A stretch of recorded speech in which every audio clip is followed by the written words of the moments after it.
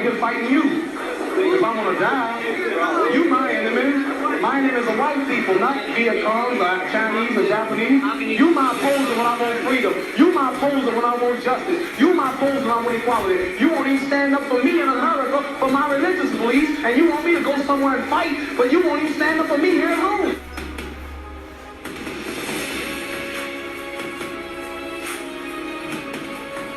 No, I don't worry. I tell you, I'm a man who believed that I died 20 years ago. And I live like a man who's dead already. I have no fear whatsoever of anybody.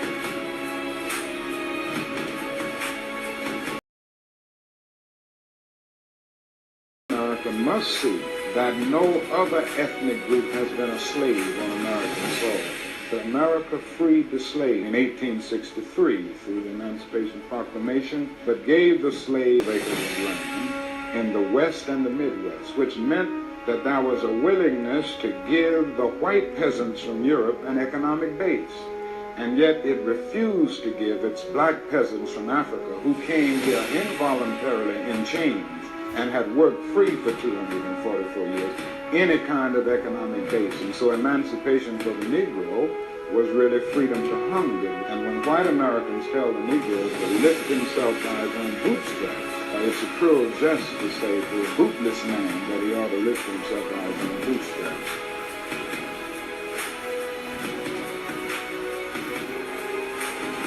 I'm saying that the nation of Islam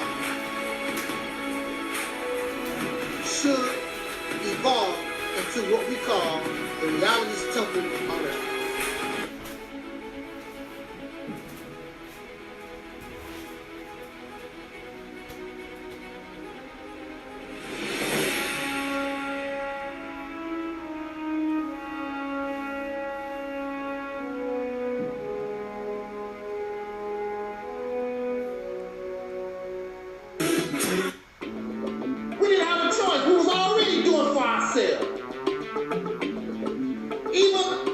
Even with all the oppression, we were accomplishing things far greater than the black and black have done.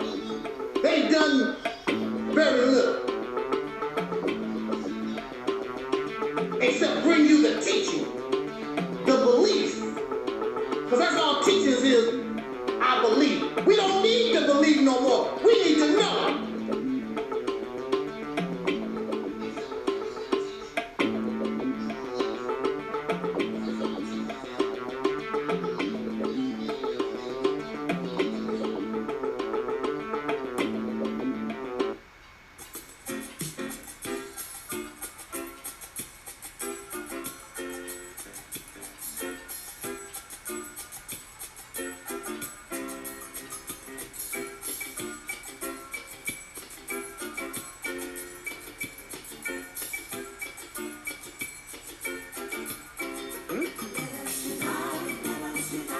Everybody jump.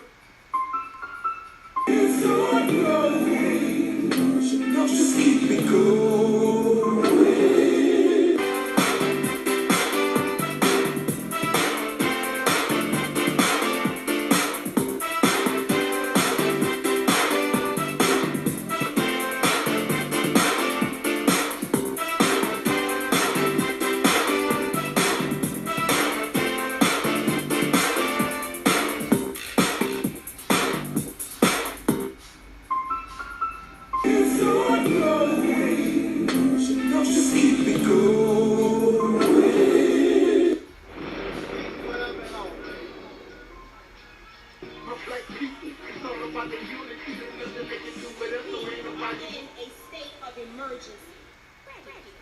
Want a song about it? Like the hit? Here it go.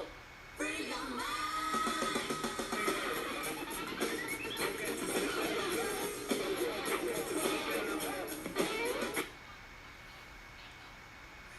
Keep it real.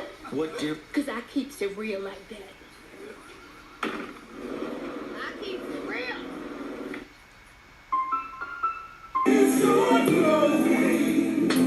Just keep me going.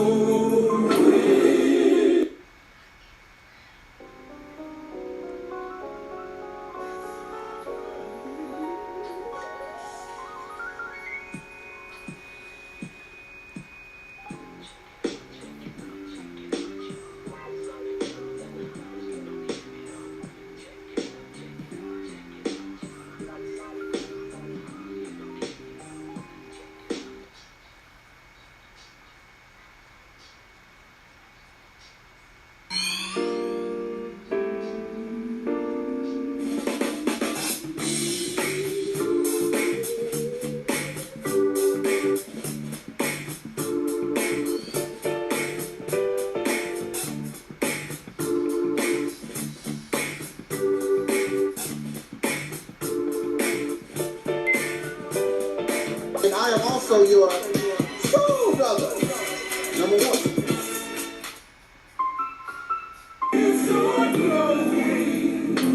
Just keep it going.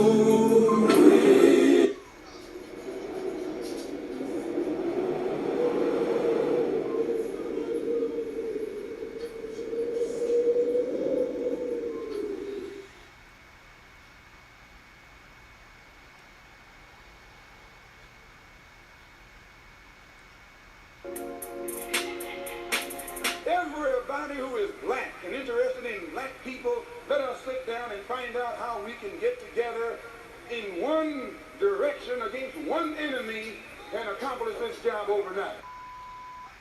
When soul singer and black activist Sam Cooke wrote the lyrics to his song, A Change Is Gonna Come, it was very direct and to the point. With some changes to it, the song was still digestible. In the year 2019, black folks continue to go through the change rather than direct the change. A community activist named Talik Ibn Rashid has made an appeal similar to what Sam Cooke was asking for. A change. It's said that the meek shall inherit the earth. We ask when. When will the landlords give the meek a free lease? Mr. Ebenrod is humbly asking for the state of Mississippi. This is Dusty Basement Studios, and we approve of this message.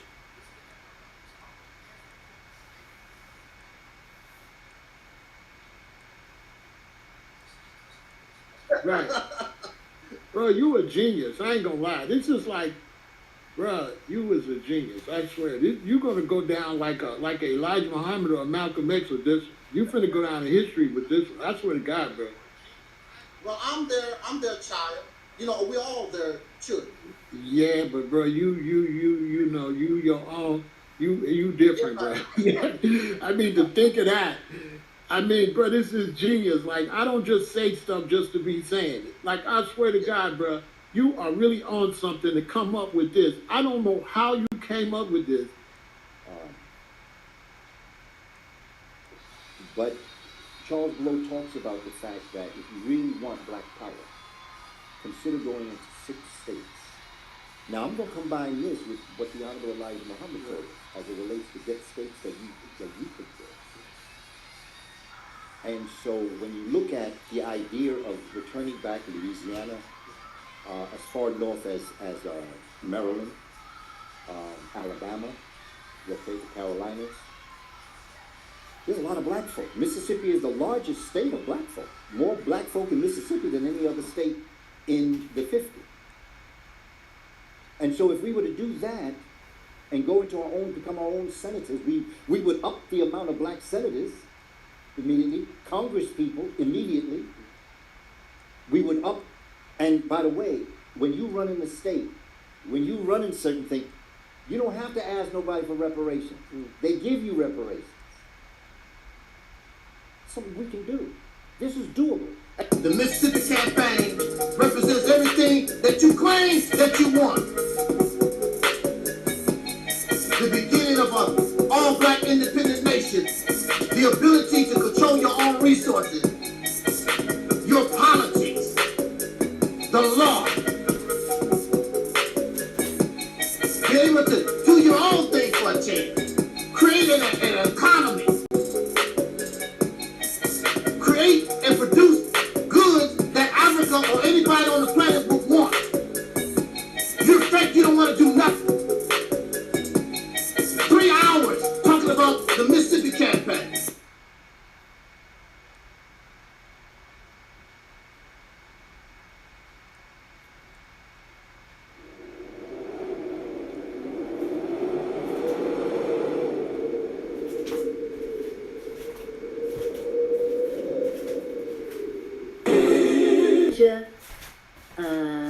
Let's see, Talik says, can you send a shout out to my platform, the Realities Temple on Earth Internet Ministry? Our theme this year is After Purge Comes the Heal. So shout out to your platform, Talik. All the best to you guys with continuing to stretch in perspective, to stretch in what is possible, and to continue to bring healing into the space of yourself and others. Yes.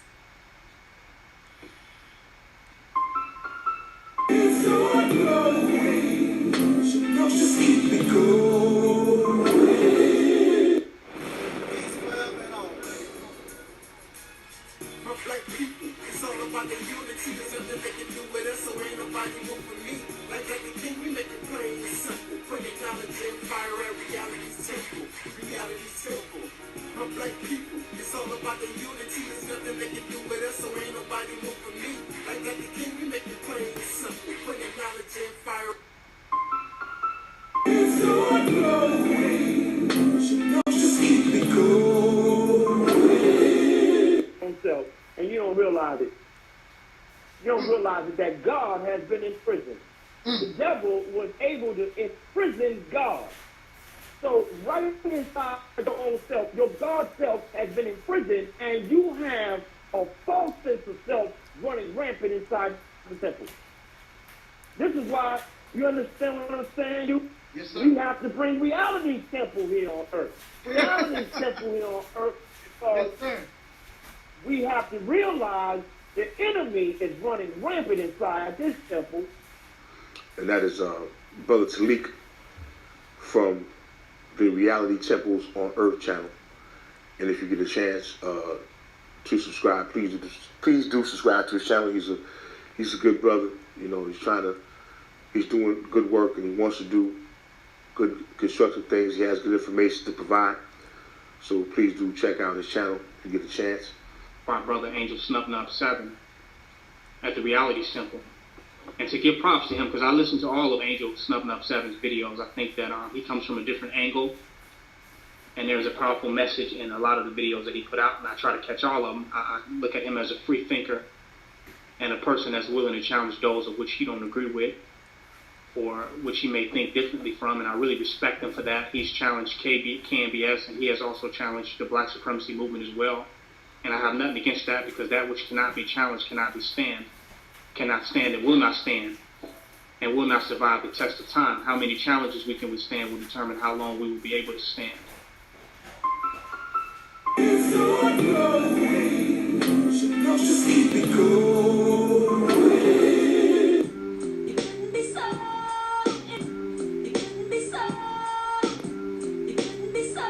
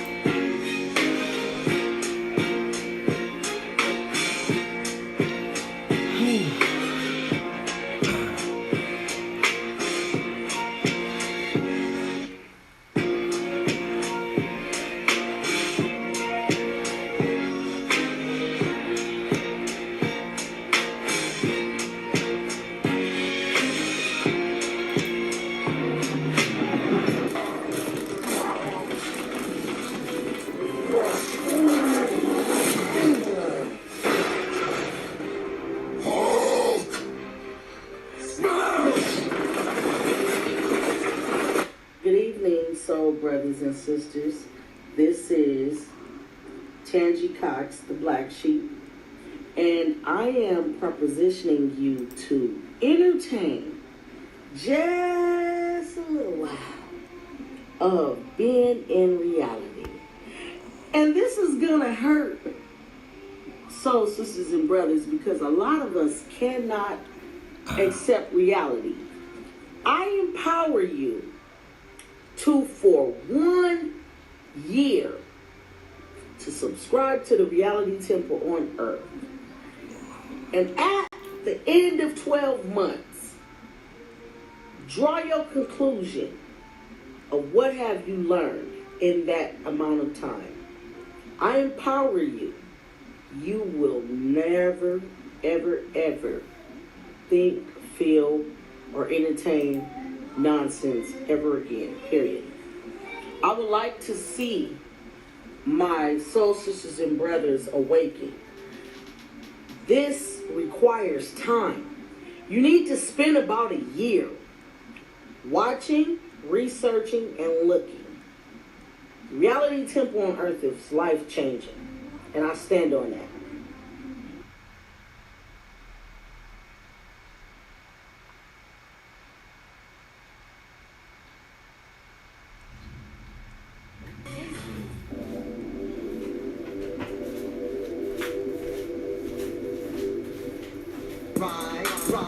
Ride, let's get this party started. Ride, let's get this party started quickly. Let's get this party started quickly.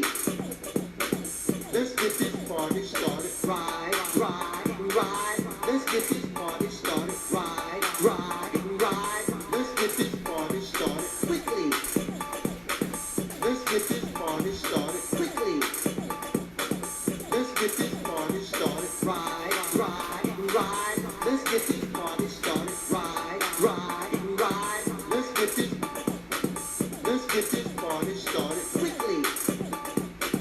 Let's get this party started. Ride. Let's get this party started. Ride. Let's get this party started quickly.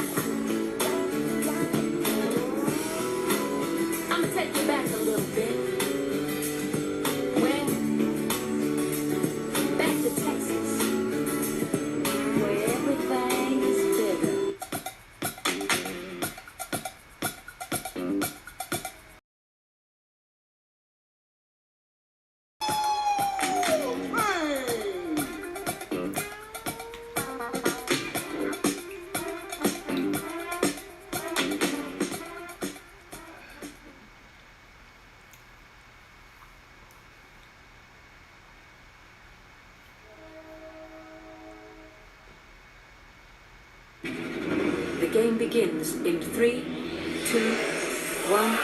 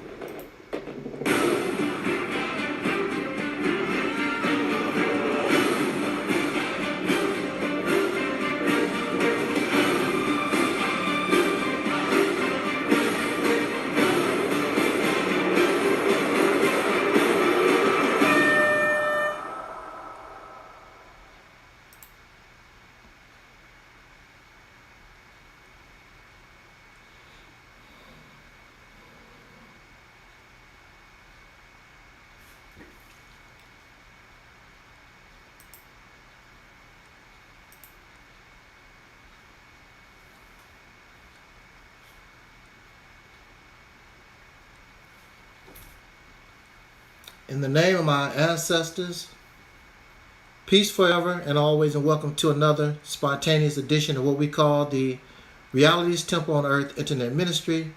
I am the gatekeeper, host of this program, known here on social media. Wherever you may find me, I am known as the mighty, mighty, mighty Angel Snub 7. I am your soul brother, number one. We are simulcasting, and hopefully we have a good broadcast without technical difficulties, but we are simulcasting here on Realities Temple on Earth Internet Ministry YouTube channel, Angel Snub 7 YouTube channel, Realities Temple on Earth YouTube channel, Facebook, Realities Temple on Earth Internet Ministry, and our affiliates pages on Facebook. I want to thank you so much for joining us this afternoon. It is always an honor. And excuse me while I get my thoughts together. a little sleepy, a little tired for some reason. I don't know. I was going to cancel this broadcast. I was going to make like six short videos. Instead, I decided to come here live and we can talk about these random topics and get out of here.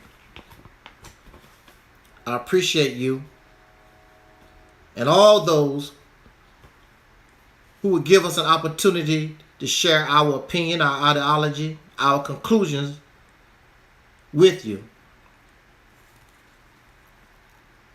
Again, please bear with me as I get my thoughts together. When I first thought of these topics, when it was fresh in my mind, again, I started to just make short videos. Then I decided, because the topics was coming to me one by one so quickly, I decided I'll just save it and make like live streams better than the shorter videos anyway. I enjoy the live streams. So, like I say, please bear with me as I get my thoughts together. And I hope that I can pull off my thinking process as I was when these was fresh. That's why I wanted to make the short videos, because you have an understanding where you want to go on the topic rather than waiting and you sort of forget where you wanted to take the topic. So let me wake up a little bit here. Woof. Let me wake up a little bit. Let's get this party started. This is Angel Snub 7, and you are listening to the Realities Temple on Earth Internet Ministry.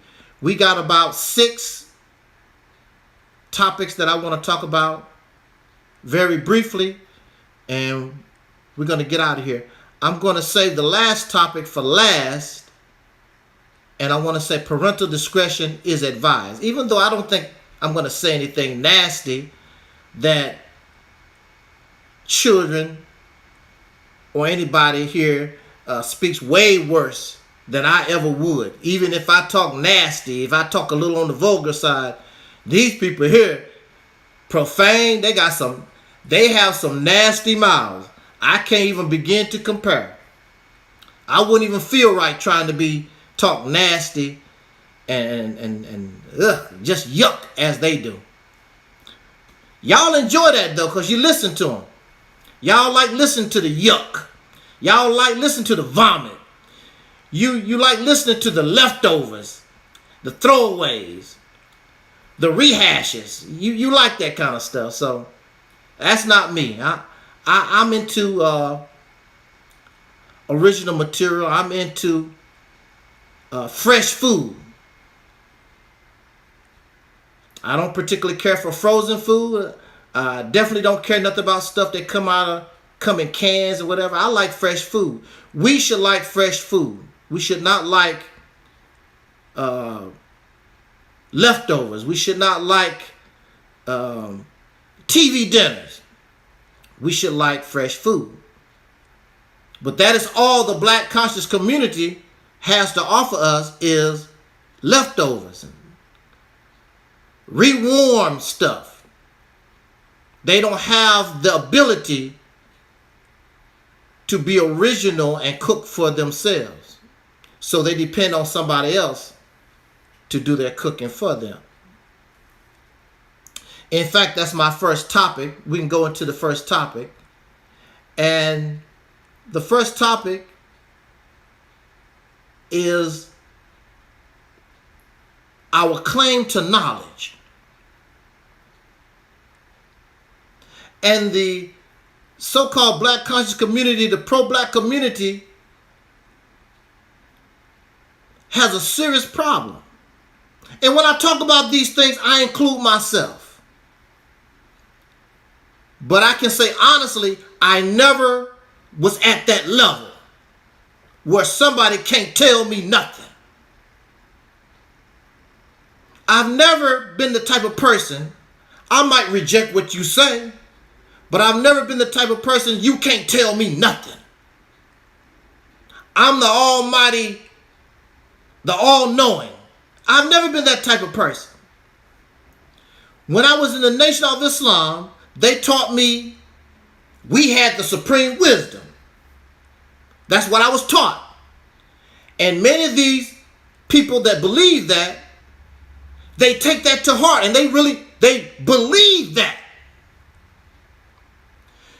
You believe that even though when a more supreme knowledge come to you, kicking you in your ass, they still hold on. Well, the Honorable Elijah Muhammad said, and the Honorable Elijah, well, Marcus Garvey said, well, Malcolm said,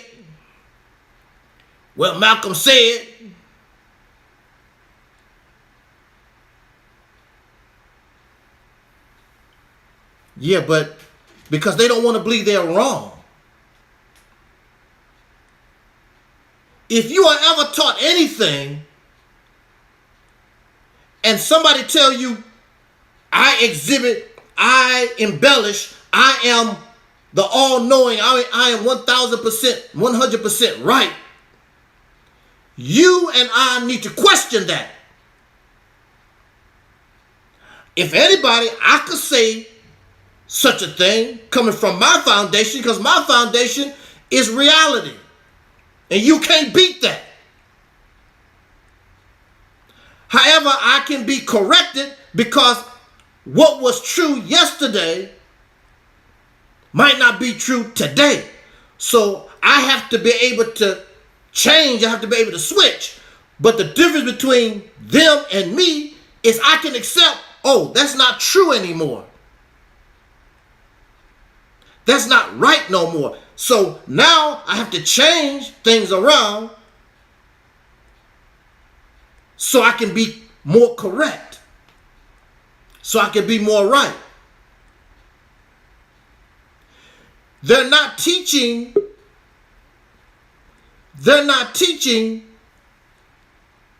supreme knowledge.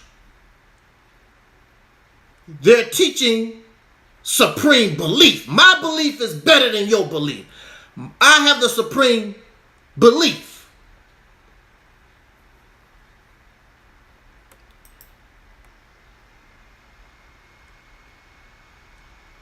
Excuse me, let me see if I can. I'm probably going to have to. Brother Talib wants to join. He's not able, for some reason, he's not able to come through.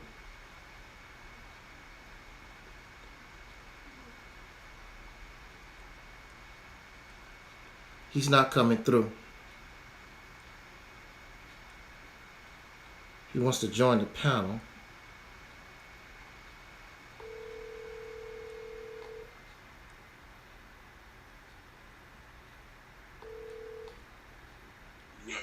Yes, sir. Yeah, you're not able to come through. You're not coming through. I see that. Yeah, I was seeing that. Yeah. Well, I got you on speakerphone. All right.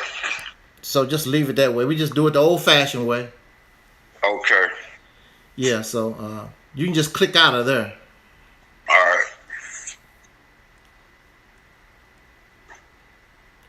You didn't hear what we was talking about already, have you? Yes, I did. Okay. Yes, I did. All right. Yeah, I was just talking about how we get caught up in the supreme knowledge and the supreme wisdom, and many of us, we really believe that. Mm-hmm.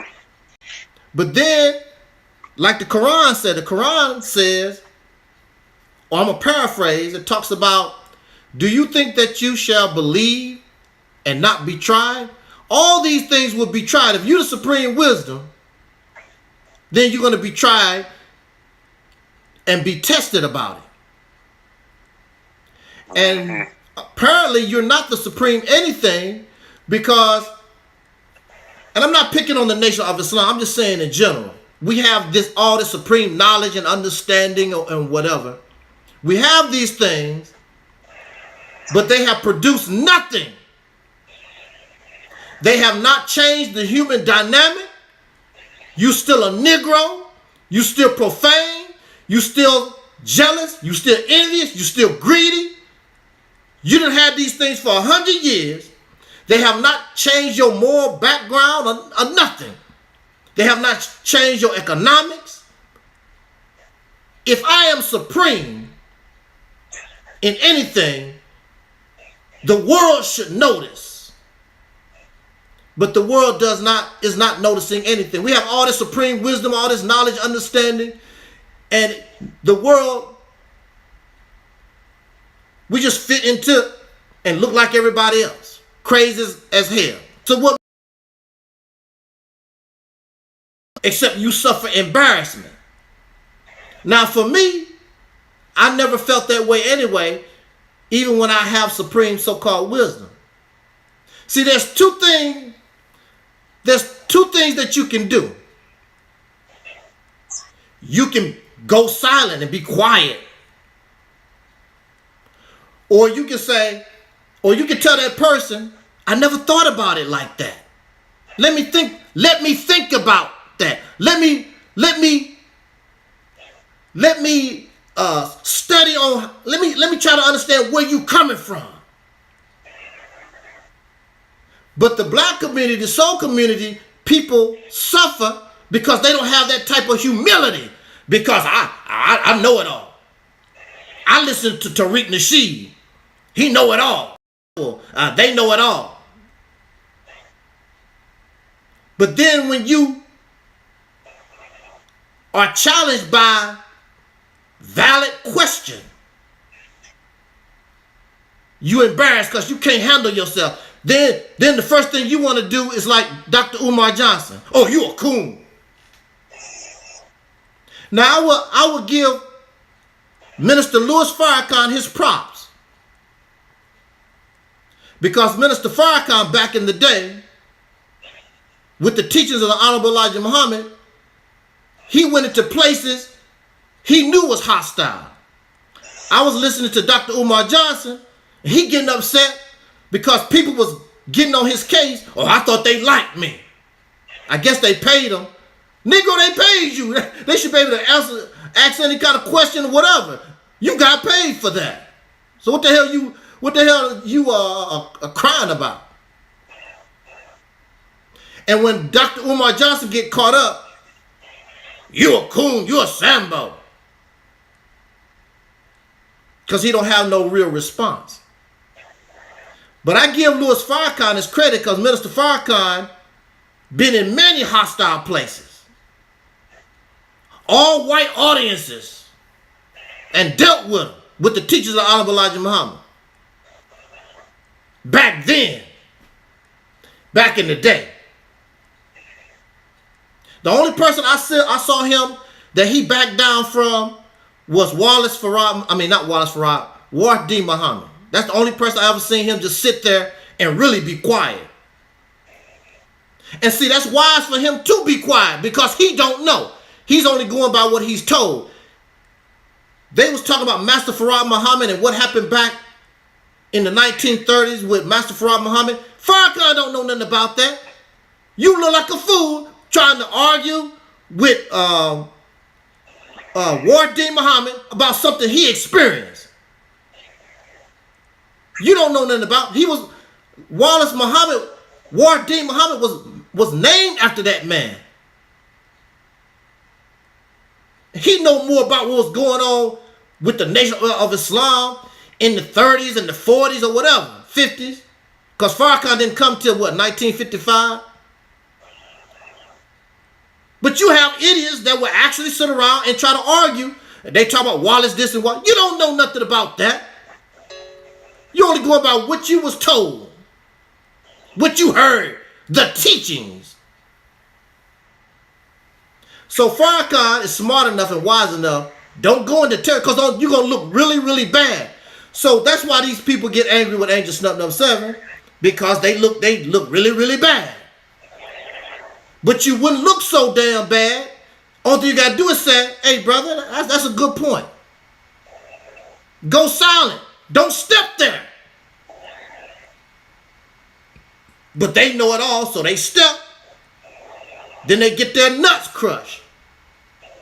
And blame it on me. No, you did that.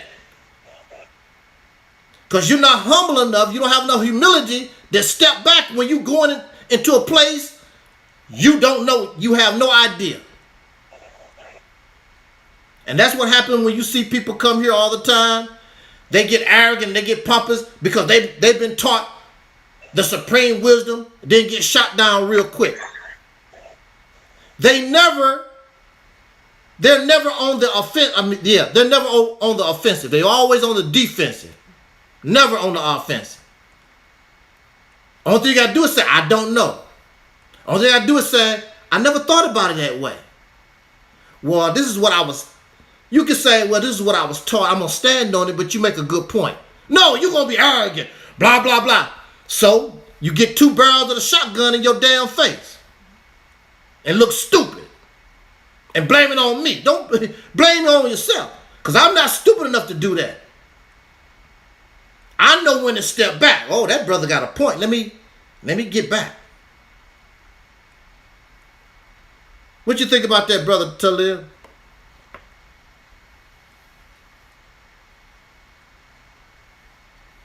Talib.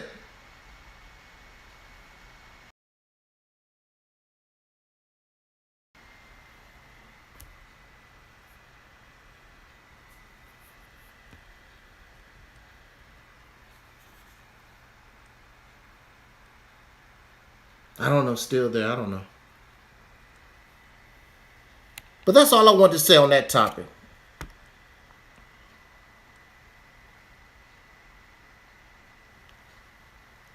That's all I wanted to talk. That's all I wanted to say on that. Did you hear me? Yeah, I can hear you. Did you want to comment on that, on our first topic? Well, basically, like you said, basic things is always up for critique, Mm-hmm. And, because if you just sit back and listen to anything that's being said and you're not critiquing it, then you're going to be misled, and then you're going to be wrong for passing it on to somebody else, And so that's how the blind leads the blind, basically. Mm-hmm. And that's all I wanted to say on that one there. But however, I wanted to touch on a topic myself. Basically, is why do soul brothers and sisters like going to jail? And it seems like this is this concurrent thing that's becoming more rampant in the black soul community all throughout the United States. I have a question. Yeah. Why do you believe they like going to jail? Because the reason they like going to, it seems to me, the reason they like going to jail is because it's Okay. either because Before you get into I'm finna get to my point on that. The reason they like going to jail is because the effects that the environment has on them, that they are in, and the situations that they deal with every day, constantly being bombarded with in society as a whole, is what leads to them having that mentality. Now, I'm not going to sit up and say that they woke up and one day decided they just love going to jail. No, I'm not saying that. But I'm saying the components of what's in the environment that some of them are around that makes them grow to have that mentality. Like I recently had a brother, a younger brother here, tell me that, he'd rather go to jail and do 2 or 3 days than to pay a $300 fine. You see, he got himself caught up in a situation, which I'm not going to go into his business, and I'm going to respect his anonymity, but when you tell me something like that, I have to question that, especially being I am a formerly incarcerated individual and a former ex-con offender. Okay, so when you say things like that, that makes me question more and more what is so infatuated into wanting to end up in places like that. And I see this in the mentality with so many of our brothers and sisters. And like I said, it's growing rapid every day in the country, whereas like I've even heard some say they ain't got nothing to live for. They might as well just go on and do something crazy if they don't end up dead first and then end up in the penitentiary. What is in that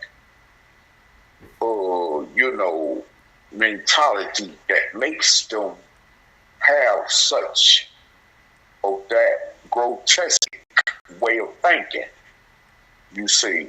So this is why I have to question so many things when it comes to what is our purpose, in this life. Last night I was in a dark place, and I will admit it. Even waking up this morning, I will admit it, that I wish I was dead, okay. But literally, in the sense of it, I know when my time is here, then we'll worry about that when that bridge crosses, when we cross that bridge, okay. But just to want to sit up while you breathing and want to be continue when you can eat, when you can't, when you can sleep, when you can't, you being forced to bend over to spread butt cheeks, whether you like it or not, who wants that type of life? You know what I'm saying?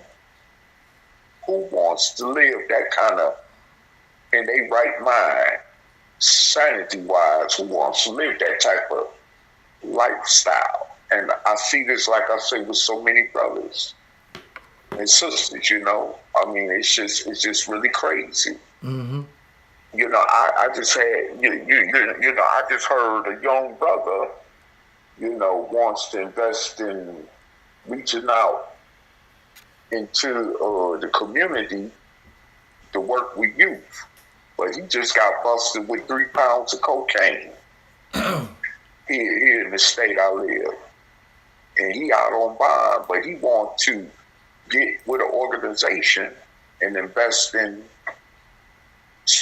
spending time with kids, and he still does even after that, and that don't make no sense, because now you're going to give that organization a bad name for even considering on dealing with you. You see what I'm saying? With that, you see, so it's like it don't make no sense, man. I mean, like somebody always say, let's make it make sense. And so I just don't get it, man. As far as so many of our people, loving just to be in these type of environments, man. I mean, it's already bad enough on this side of the fence, but then to want to deal with that on that other side of the fence is a whole nother different situation as well in itself, So why would you want to put yourself in that position? Now, I understand we are humans. We make mistakes. And I'm no different, okay? But at the same time, we got to control our emotions. Just like I have to control my emotions. Because if we don't, it's going to warrant that type of situation. And it might even be a life-altering situation altogether for both parties involved. You see what I'm saying?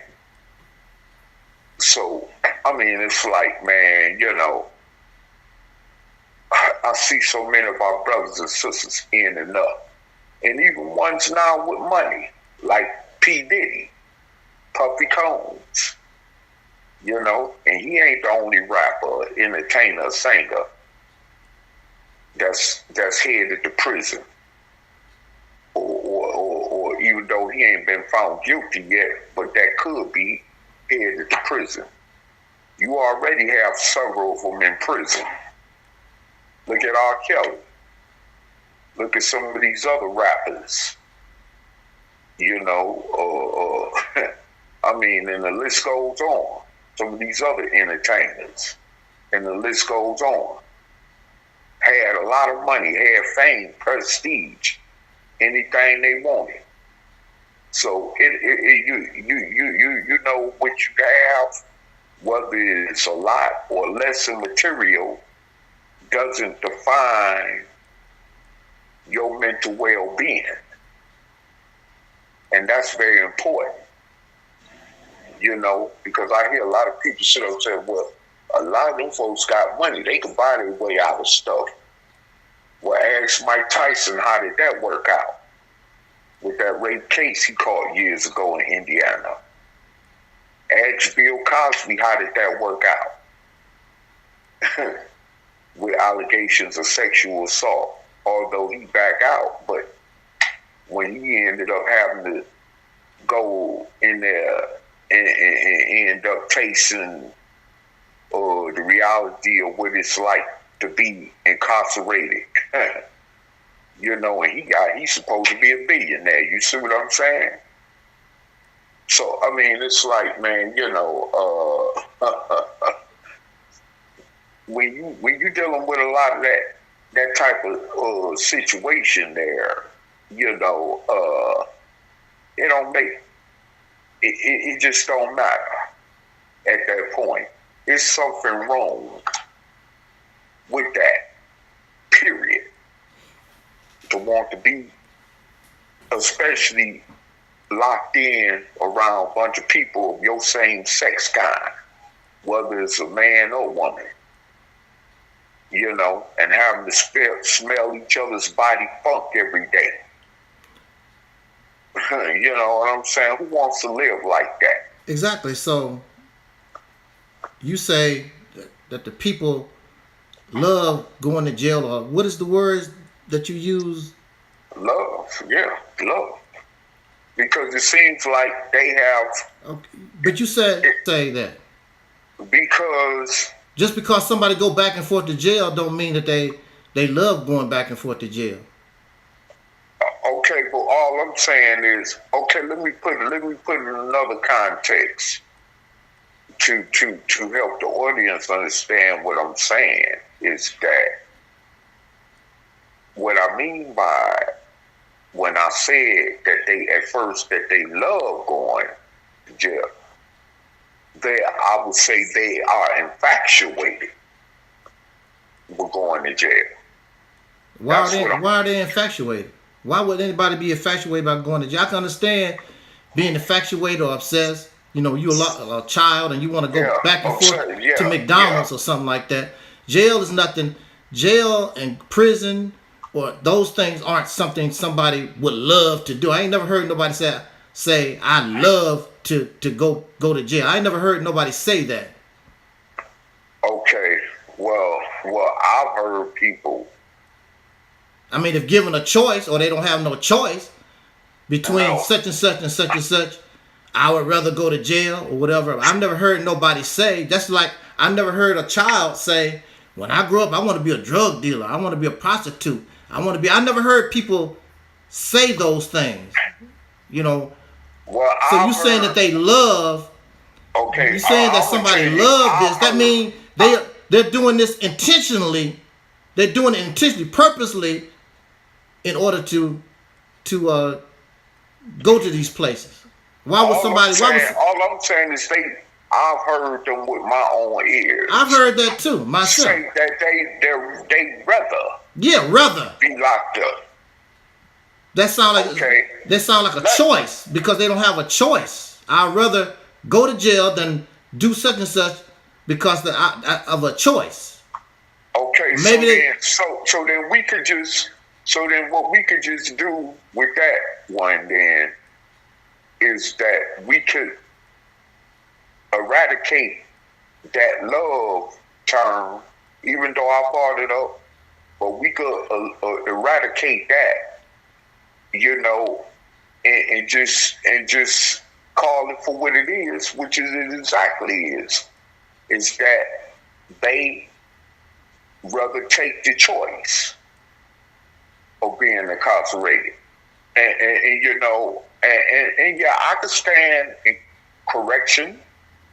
I'm not you know, prideful to why I can't stand to take correction, but that's why I want, you know, stand on in speaking about this, okay? Because, you know, just like I said, I could choose another word for it, which is a choice.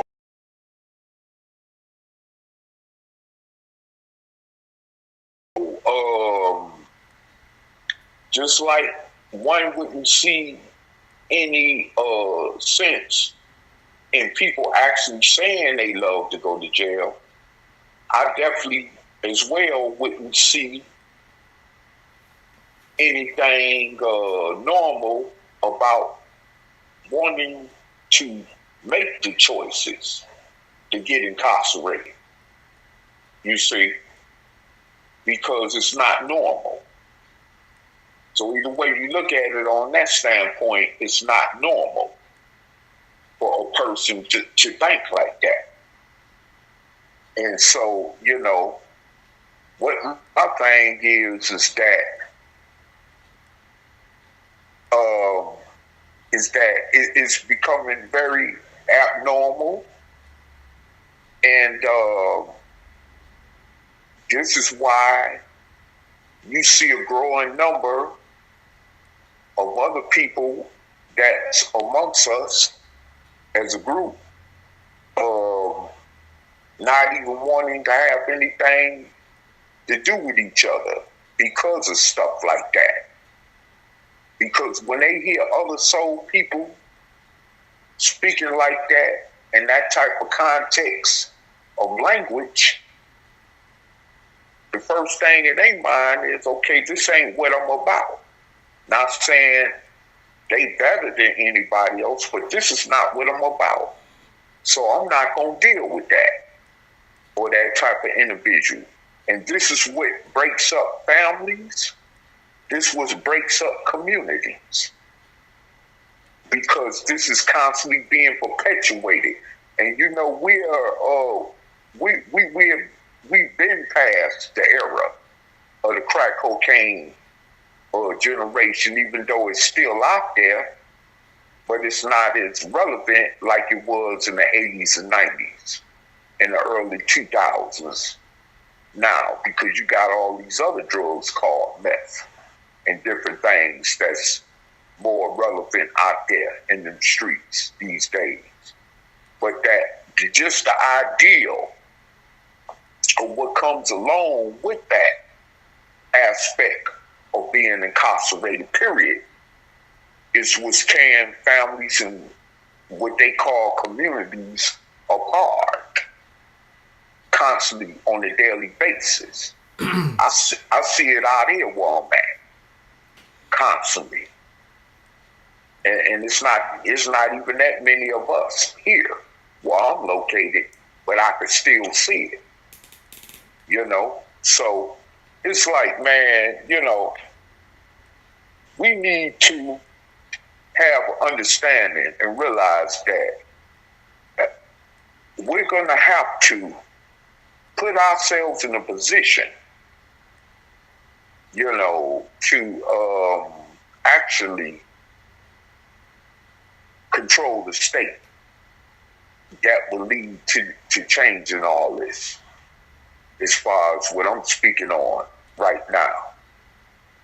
Like y'all heard you say in the past, you know, exactly. I mean, putting us to work to where we will be occupied with something more specific, where then we could deal with them. You see what? That's the key. We talked about that on this platform many times. You know, in the environment, I don't care how beautiful you think you are as a parent, wonderful you as a parent or whatever, as long as the children come out into this environment, it can still happen. I know people who I thought was decent parents, and their children, I'm like, ooh, Lord, you wouldn't believe it. Because that was not the intention of the parents. Parents was good examples.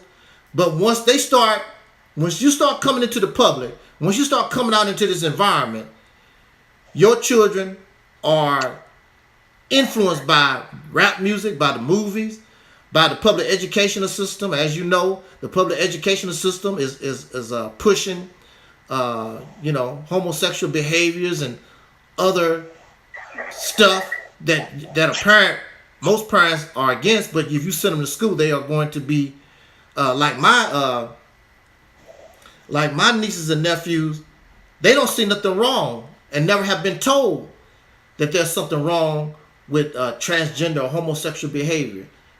They never been taught that that's unnatural behavior. They are taught that it's natural, that it's that's our fault. If we can't do anything to change the environment, it's nothing but talk. It just get worse and worse. There's nothing that we can do, but there's nothing I can do about it, because these people are making choices because they put into a situation that they did not create. And a lot of us would try to be law-abiding citizens and blah, blah, blah. But then there are a lot of us who don't think that well. And that was one of my topics too, about functional illiterates. See, I was locked up. And the only reason why I'm talking to you is because even though I got locked up, I did have an advantage over a lot of those people that was in there. First of all, I don't have no mental illness. And a lot of those people didn't have no kind of education. Now, my strong point was reading and writing. I can read and I understand what I read. I can comprehend what I read and I write. That was always my strong point. So when I got locked up,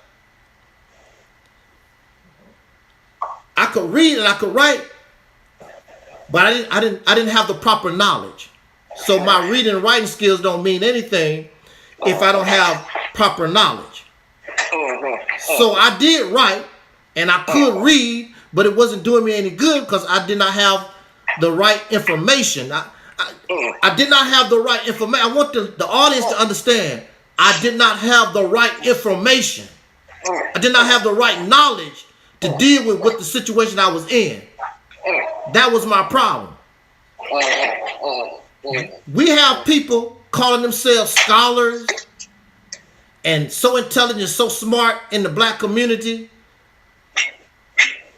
There's a difference. Just because you can read and you can get the information and call yourself a scholar does not mean you comprehend. Does not mean you comprehend what you've been given, that you fully don't understand. So that's where belief comes in.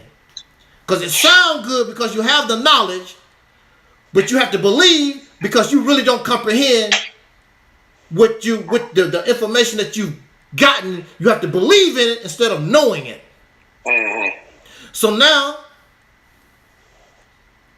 when I was guided toward the right information, the appropriate information for my situation. The appropriate information for my situation. When I got the appropriate information for my situation, my condition changed. And that's why I'm talking to you right now. I'm talking to you right now. There are people that I was locked up with who was running. The first time I heard the word functional illiterate, it was coming from a person that could not read. To live, he could not read. He calling everybody, oh, so-and-so is a functional illiterate. Then it come to find out, because he had all these books. Of course he had the Quran, because he was a Mason or something like that. Anyway, he had the Quran. He had all these books. And then I come to find out this man can't even read. So I'm looking at YouTube and I'm listening to all these people with all this scholarship or whatever. That don't mean nothing. Because you can still be a functional illiterate. Because these proper knowledge is supposed to help set us free. But if you have, what is it? The Bible said, the truth shall make you free or cause you to be free.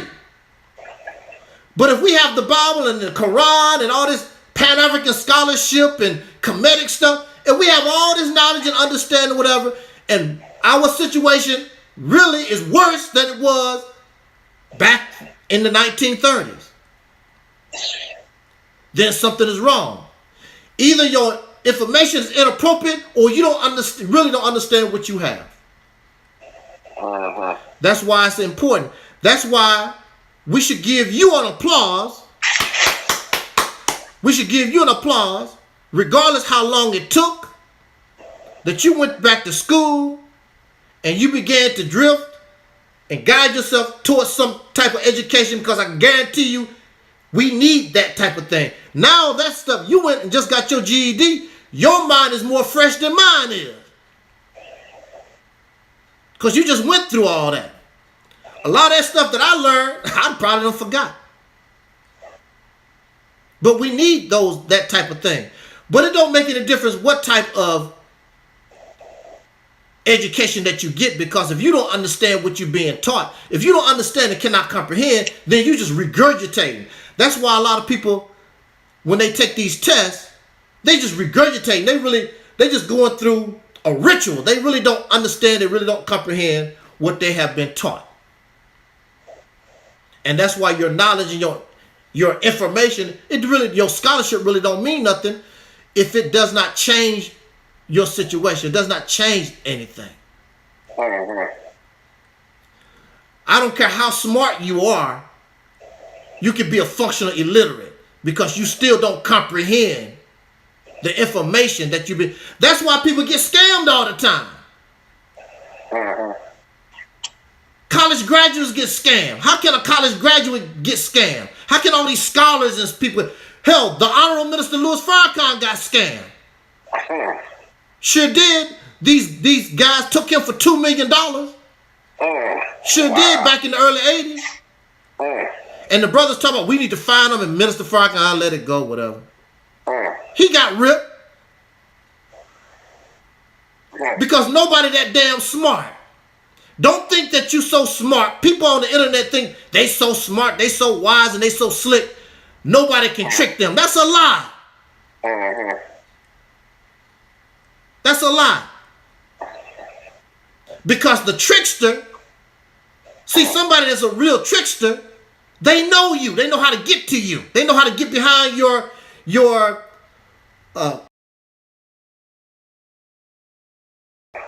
and if they are saying something that you really like, you're going to let the whole thing down. That's all they got to do is skin and grin in your face, praise you, and tell you the things that you want to hear. Next thing you know, you go to your bank account that you gave them access to. Hey, where my money at? I trusted brother so-and-so. I trusted sister so-and-so. They were so smooth. Now they got all that you had. You think somebody like you, they'd marry you for your money. Oh, she's a real sister. She's a Muslim. No, she know that you got money. And I just wait my time, do what I got to do. Next thing you know, you go to your bank account and it's gone. Or divorce you and take half. They never liked you to begin with. See, some lies take time. Some scam. Well, it reminds me of Israel. You know, you heard on the news about that they put bombs, explosives in those pagers. Israel did, because they knew that the Hamas and them boys was using those pages.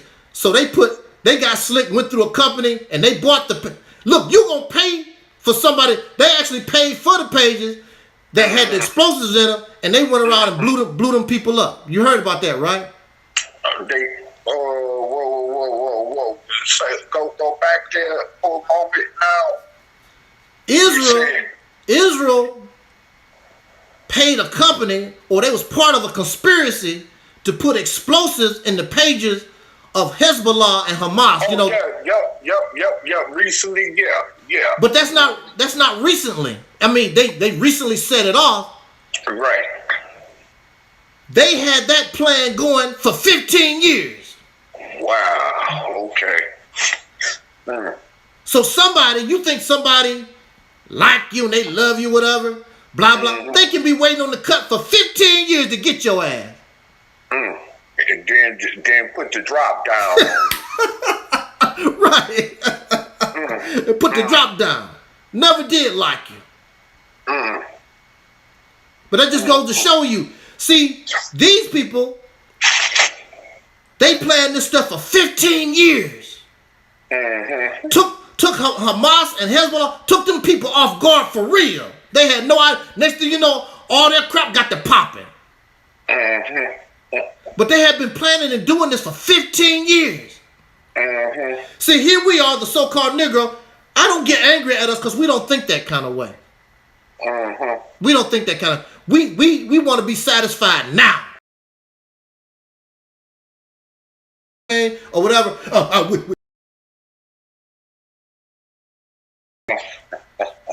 In the crazy house, that's part of your sickness. Part of your sickness is I want what I want when I want it. In the crazy house, they say that's part of sickness. I mean, that took Hamas and Hezbollah, that took them guys off. I mean, they like, what the hell? You know, just one day, all of a sudden, all these pages got to popping off. Do you know how terrifying that is? Do you know how mentally crippling that is? Because now you can't even trust your television. You can't even trust nothing. Like, damn. And see, I cannot explain these things to soul brothers and sisters in this community, the people that we talk to, because they just don't, they cannot comprehend. I know you don't comprehend because they still have the mind of a slave. And they want what they want. They don't have no, see, that was, what Israel did, that was very, very creative. And whoever actually came up with the original idea might even be dead himself. But this took 15 years. Messed them people up. We don't think that kind of way. We want what we want when we want it. And see, I cannot, no matter how I talk, see, because people's minds is filled up with these slave teachings. They thinking about the 1930s. They thinking about spaceships and ghosts. You cannot talk that way to somebody like that. If I talk that way to brothers and sisters, of course I wouldn't go on YouTube. I said, man, we could put explosives and such and blah, blah. They'd be looking at me like I'm back out of my mind. And we're talking to the Ku Klux Klan. And we've been doing this for 20 years. Next thing you know, all the Klan members' cell phones get to blowing up. They'd be like, what the hell? We was behind it. We've been doing this, planning this for 20 years.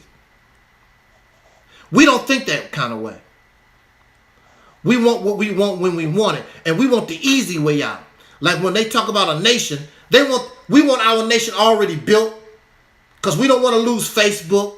We don't want to lose our pretty cars, our pretty houses, things of this nature. I'm talking to people who they're not realistic about nothing. Because they're functionally literate. And they're obsessed with belief over knowledge. Because if you knew, knowledge would tell you how you think that's not realistic.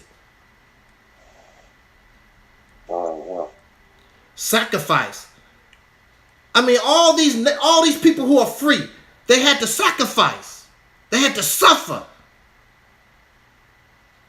You keep talking about reparations. You always talk about somebody got to give you something. We got to take. And if you can't take it physically, take it mentally. You got to be slick. If it take 20 years, then when the person wake up, you got their stuff. I can't explain it, Talib. What you think, Talib? Well, that's I mean, logically sufficient enough to understand that if we're functioning illiterate and we continue to want to dwell in that slave mentality, then we're going to get whatever's coming at us. Exactly. You know, whether our cell phones get blowed up, because many of us like to be on them cell phones. Yeah. I mean, you know what I'm saying? So, yeah, you know, it's like, wow, you know, we caught up in all this entertainment, all this other crazy stuff with that, but we're too illiterate to see that it's keeping us off track. What was going on in the real world while we on social media talking about, you know, Hebrew Israelite versus Sunni Muslim, Christian versus Joe, you know, Hebrew Israelite, you know, come on, man. Who cares about your ideology and what you think? What is that doing for you to understand what's happening in the real world and what we need to do about that? Exactly. You know? So, yeah, I mean, it is sickening, man, to know that. You know, that we have that type of, I mean, look, man, it's the situation is so dire with us. You know, just even looking at my own personal experience, well, families are no longer families like we used to be. Yeah. Don't nobody want to really talk to each other. Don't nobody really. Now it's all about texting each other. If you got something to say, wait a minute. Exactly. I'm supposed to be your kin blood, folk. We supposed to be from the same bloodline, at least, you know.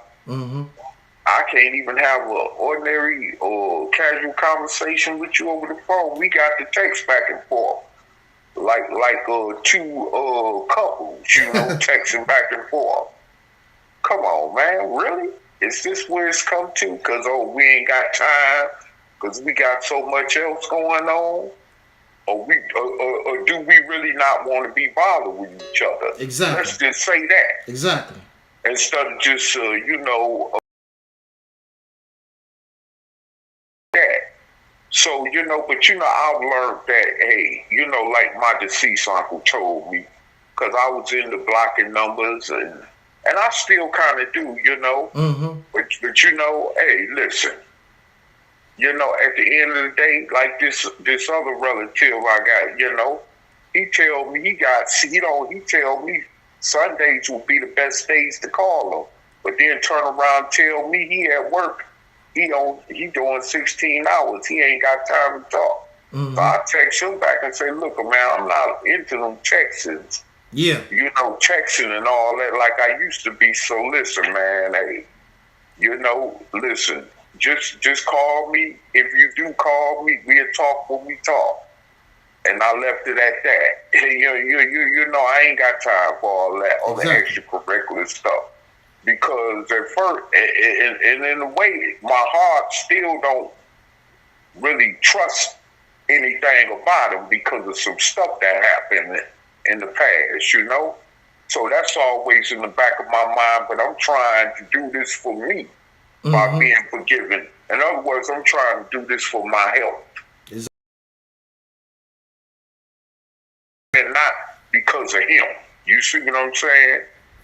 But because, see, the situation is so crazy is where it could have went other places, and me and you wouldn't be on the phone talking today. You see what I'm saying? Yeah. Or I wouldn't be on this live talking about it. You see? Right. So I mean, it's like, man, and there's certain other relatives I feel a certain way about, that I'm not talking to right now.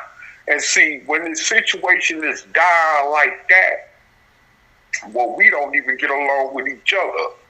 And we supposed to be relatives from the same family bloodline. Well, we ready to kill each other. We ready to hurt each other. We ready to do anything we can to try to tear each other down. But we all come from the same grandparents, the same granduncles, and aunties, and all that kind of stuff. You see what I'm saying? We come from the same great-grandfathers and mothers. You see what I'm saying? Yes. But we ready to kill each other or try to tear each other down and sabotage each other some kind of way. We don't even got that family connection no more like we had. Once our grandmothers from the 50s and 60s and 70s died off, I guess all that just changed. Because they used to glue, like in my family, were keeping families together. You see what I'm saying? Yeah.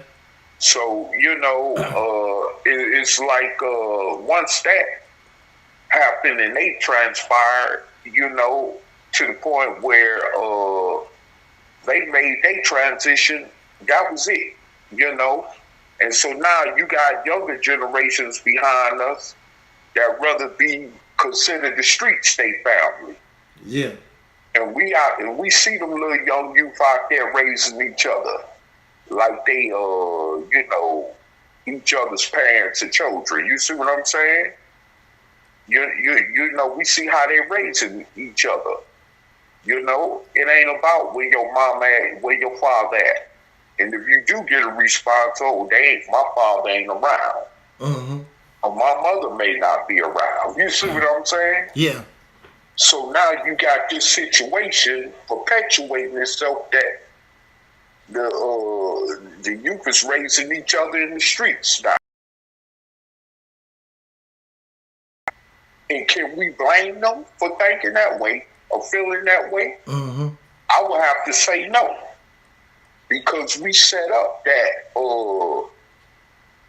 presidents because of our disunity as families. Yeah.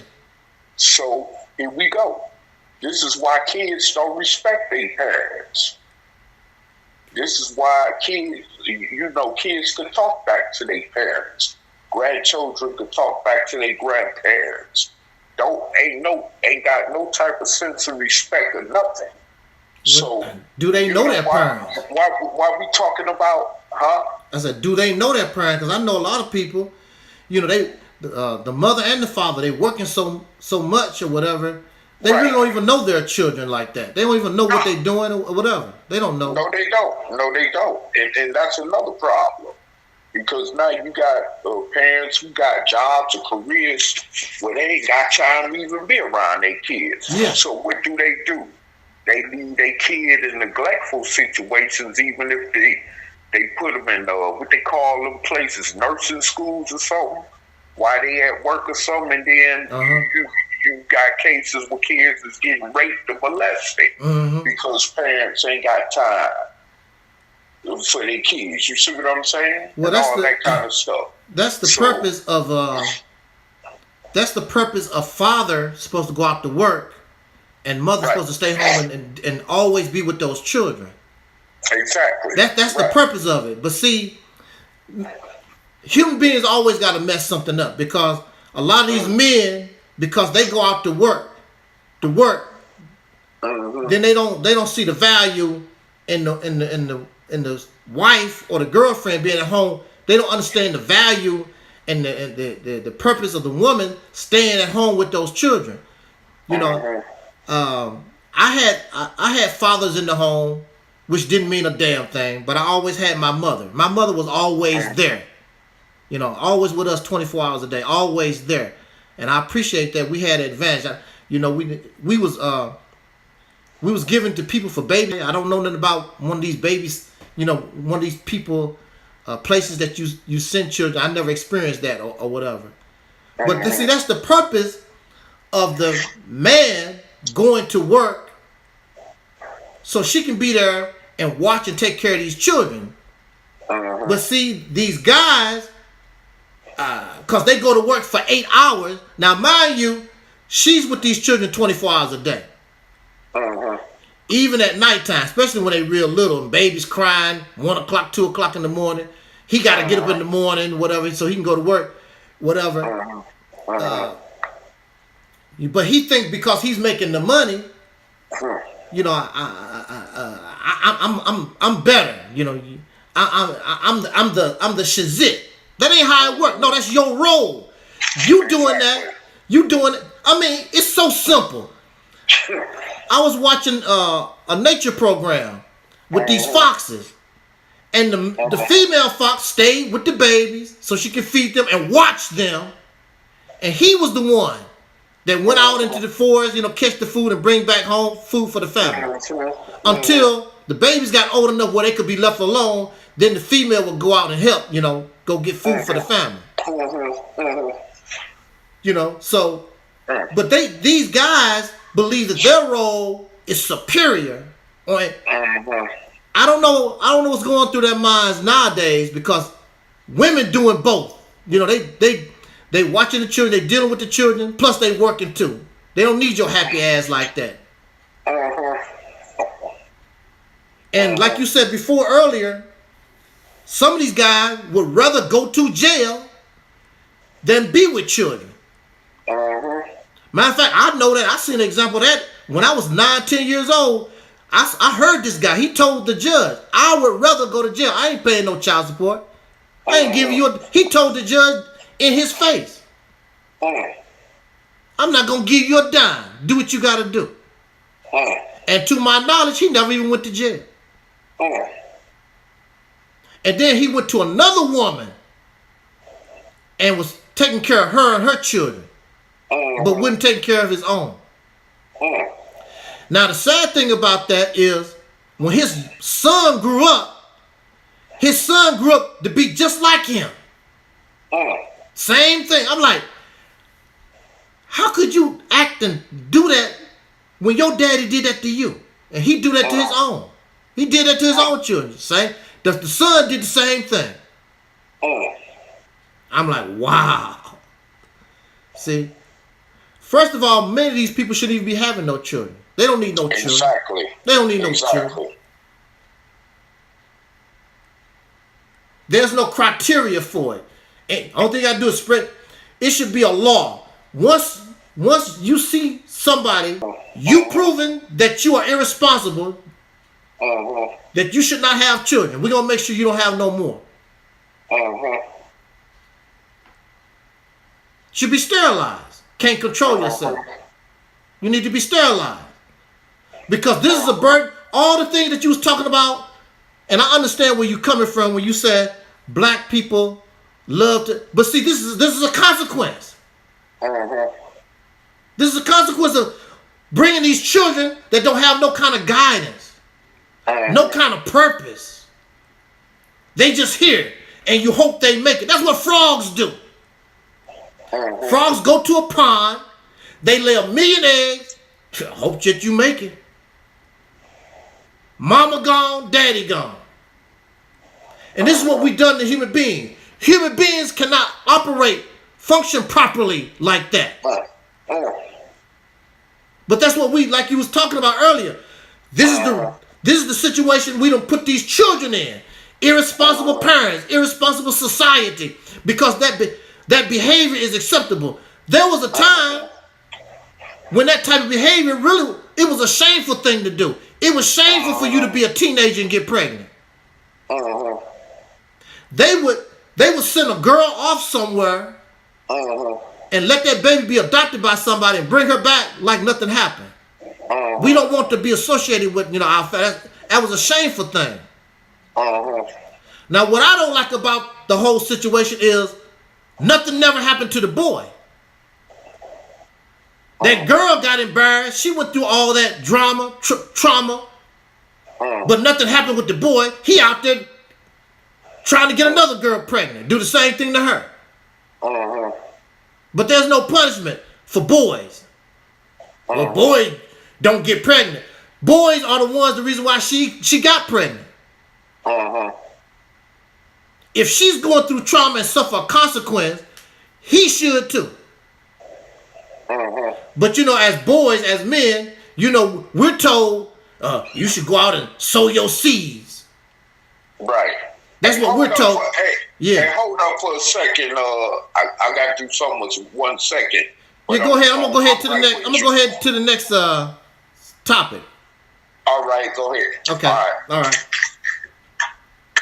We're gonna slide on to the next topic because I don't have a whole lot of time. I just want to try to knock these topics out real quick.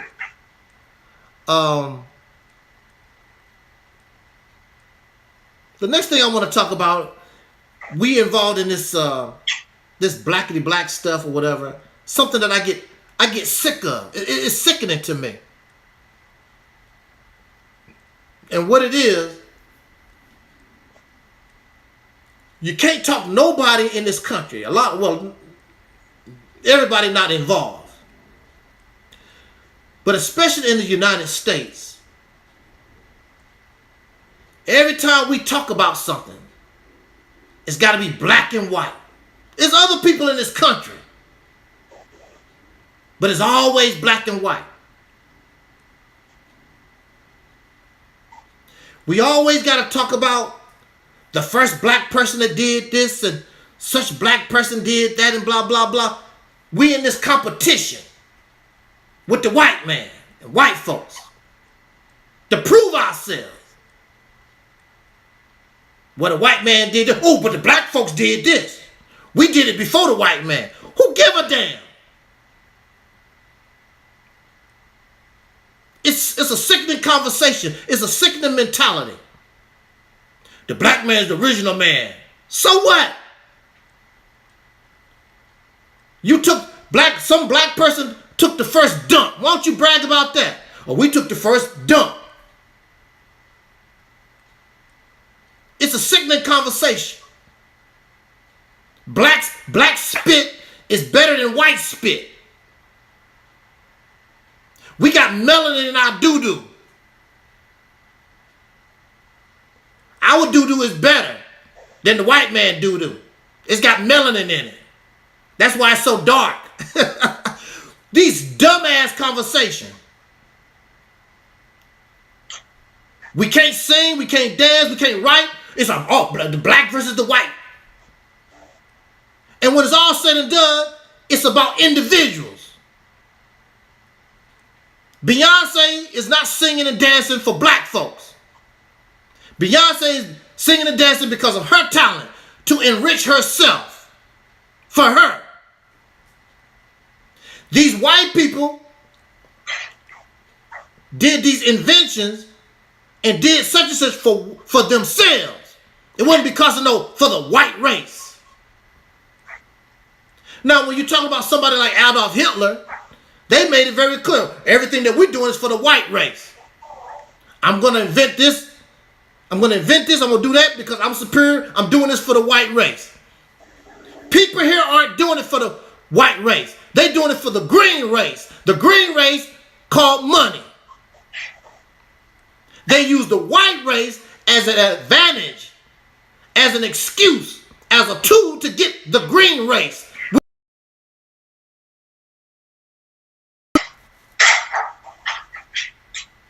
We call Motown a black company.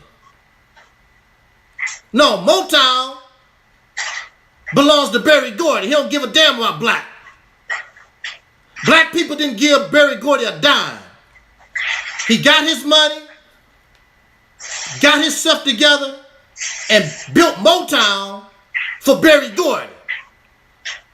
And he used black people, but it's for Berry Gordy. BET is not a black company.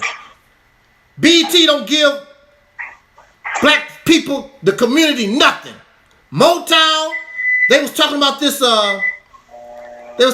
black millionaire. He's supposed to be worth 11.4. Who give a damn? He's not giving you and me nothing. They're not putting these wealthy black folks, whatever, not giving you a dime. You crying, some of y'all crying over Sean P. Diddy Combs. He ain't giving you a dime.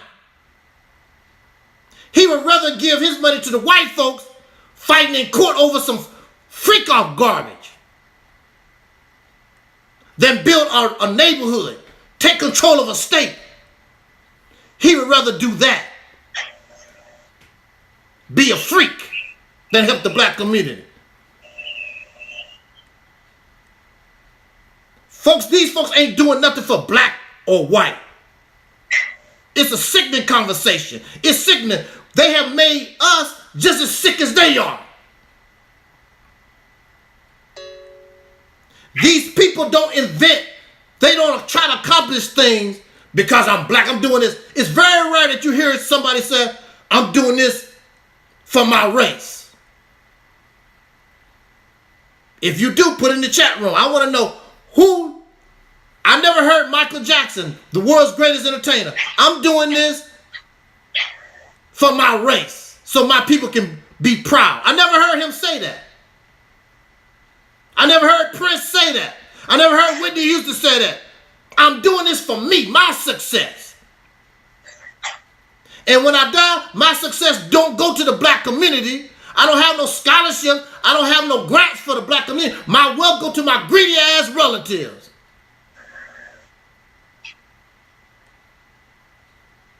It sounds good. These people are doing this thing not for black, not for white. They're doing it for themselves. So that's why it's a sickening conversation, and it don't mean nothing. And you're using people because of their skin color, because they black or they white, for your racist mentality. These people got you just as sick as they are. I never heard Bill Gates, oh, I did Microsoft for the benefit of white people, for the white race, white Americans. Warren Buffett. They did this and all this. I don't never hear them talk about giving to the white community. You don't even hear white folks, I'm going to give it to the, because there are poor white people. What the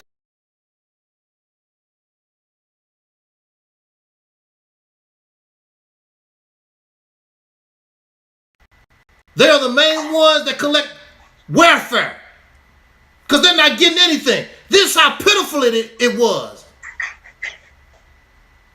Now correct me if I'm wrong. Because I can be wrong. Unlike some of these other folks, I know I can be wrong.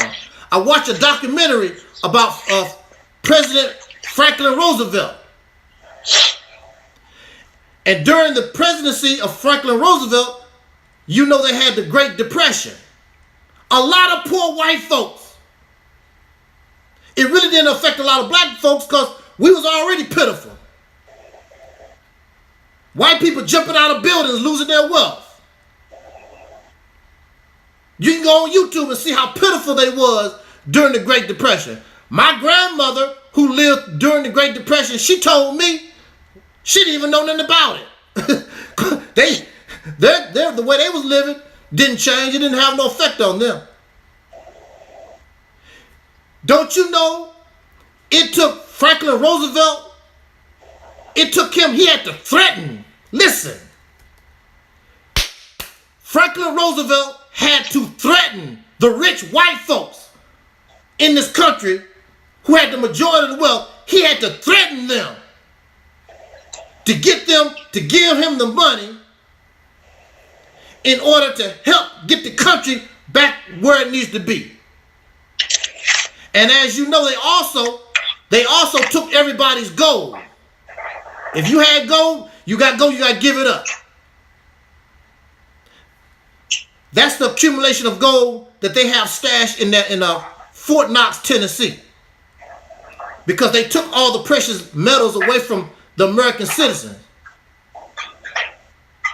But you keep talking all this white stuff, and the rich white folks don't give a damn about white people.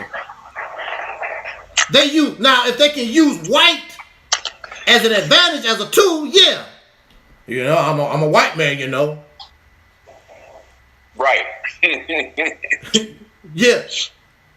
I'm a truck driver. You ought to see how pitiful some of these Caucasians live up in the mountain.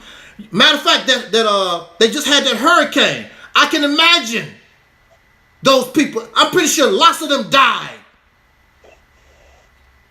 Hell, some of them shacks that I seen up in the mountains barely can handle a regular rainfall, let alone a hurricane coming through.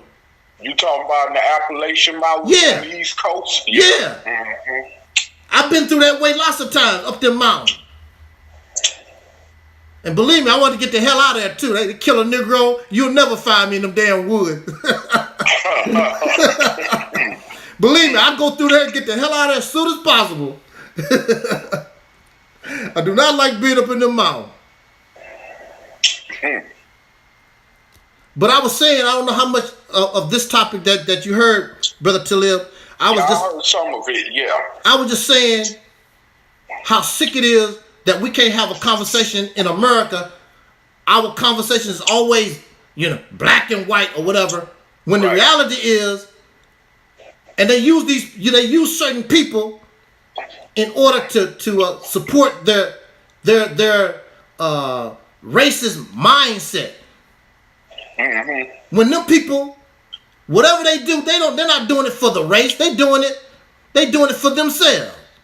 Exactly. Now, back in the day, I heard a brother, what's his name, Paul Robeson. You heard of Paul Robeson? Yep. Now, I heard Paul Robeson, he was an actor. I remember, he sacrificed his career and whatever. He said, I want to do this to try to help my race. Mm-hmm. Like I told them, I never heard Michael Jackson say, I hope my people are proud of me for Thriller. I did it for my race. No, Michael said, I did this for myself. Right. I made Thriller because they pissed me off about Off the Wall. I'm gonna show them I'll make a record better than Off the Wall. I want white people's acceptance. I want people to accept me. I want to be accepted by everybody. Give me my reward. So now they don't have no choice because my record done sold so much. You got to accept me. Mm-hmm. I'm not doing this for my people. Right. I never heard Whitney Houston say, I'm doing this for my people. Right. It's very rare that I never heard Berry Gordy say, well, Motown is a black company. I'm doing this for my people. And I never heard none of the Motown singers say it either. I never heard Marvin Gaye say it. I never heard Diana Ross and the Supremes say it. I never heard the Temptations say it. They was doing, they singing and dancing and doing all this for me. I never even heard Stevie say it. No, I never heard. That's right. I never heard Stevie say it. Mm-hmm. But according to Stevie Wonder's actions, you see that he cares. Yeah. You know, throughout the years. Yep. So I got to give Stevie that. Mm-hmm. Because he has a record of years of, you know, showing that he cares and try to do things for black people. But I never heard him saying, my success, I want to do this for my people. Mm-hmm. I think him and Marvin Gaye was the only two conscientious brothers in that Motown label. I think so. But it goes back to what we was talking about. It's not a black and white thing. People are doing these things for themselves. Exactly. Yeah. See, Martin Luther King was doing things for the people. And you saw he was doing things for the people because when he got his money, it went right back into his organization that was helping the people. Right. You never seen Martin Luther King trying to live a high sedity life and whatever. Matter of fact, he lived with the people. Mm-hmm. Like Malcolm X did. Malcolm lived with the people. You could actually walk to their houses. But these other people, they want to live high in the hawk. They want to be white. They're not for the people. Hell, even Medgar Evers lived with the people. Sure did. Medgar Evers, that's why it was easy to assassinate. They just went to his house, waited for him to come home and shot him. Yep. But these people, Fannie Lou Hamer, Stokely Carmichael, all these folks, whatever it was, anything they had, it was they get. But see, that's the thing about it. And even Elijah Muhammad said, which I don't think, I mean, to me it's a contradiction, but he was talking about how people that really need the money can't get it, and the people that won't do nothing for you, you know, they get all of it. But Elijah Muhammad was worth, what, $80 million when he died? Mm-hmm. The people didn't get it. All his wealth, everything went to taxes, everything went to his people, his family. Right. And see, that's what's not going to happen with the Mississippi campaign. The people need to know you helped build this. This is yours, and it's for the people. There's no individual family. No individual's going to get nothing. This is yours. But see, that's an organization. Nation of Islam was not a nation. It was a religious organization. Right. But for me, again, it's like, it's sickening. Everything is black and white, and the black people did this and no, individuals, certain whatever did that. They didn't do it for black people. Europeans is the one that created this race garbage. Before Europeans, there was no black, there was no white. People identify with their nation. They identify. Did you want to say something on that? Oh yeah. And this is the reason why, because even if you go and look at other nations today, you know, even though this started with Europe, piggybacking off what you said, but even over there in Europe, everything ain't so much entrenchedly based on race like it is in America. Mm-hmm. You could go even to France, England, or Portugal, places that were colonizing nations, you know, and see that. But they carried it on in America for so long that it became more normal. Yeah. You see what I'm saying? So this is why when you want to talk about race and all that, it's more associated with America than any other nation in the earth. I mean, not like, don't get me wrong, you have racism, you have colonization all over the world. But at the same time, race is not a